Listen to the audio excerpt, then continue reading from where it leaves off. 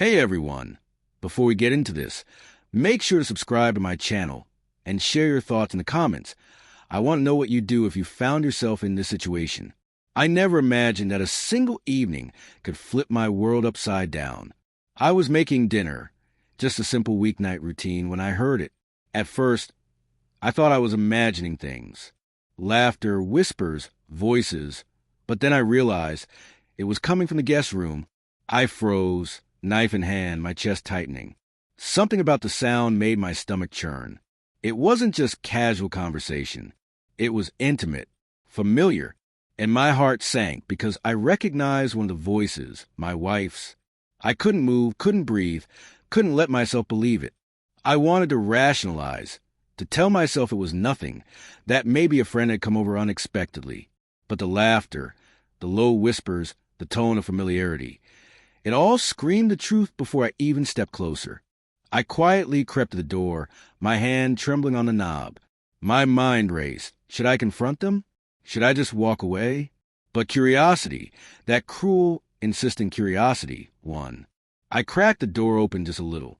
What I saw and heard shattered everything. My wife, the person I trusted with my entire life, wasn't alone.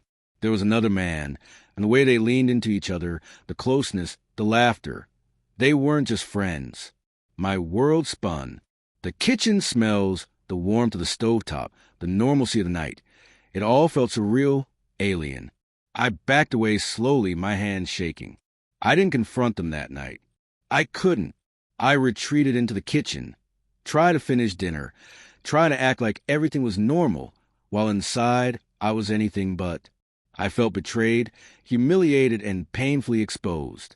In the following days, everything changed. The house that once felt like home now felt like a cage. I noticed the little things I'd missed before, the sudden secrecy over a phone, the late work meetings, the faint cologne that wasn't hers. Every memory we'd made, every quiet moment, now carried an undercurrent of doubt and betrayal. I tried to talk to her. I tried to ask questions, to understand, to find some shred of honesty. But her answers were vague, defensive, or filled with excuses. It was clear she had crossed a line, and that the version of our marriage I thought I had no longer existed. I replayed that night over and over in my mind. The sound of their laughter, the way she looked at him, the way I felt powerless. Every small detail haunted me. I realized that the betrayal wasn't just a single act. It was a slow unraveling of trust that I hadn't noticed until it was too late. Eventually, I had to make a choice. I could stay, pretend it hadn't happened, and try to rebuild a life that was now fractured, or I could step away and reclaim my dignity. I chose the latter. Walking away wasn't easy.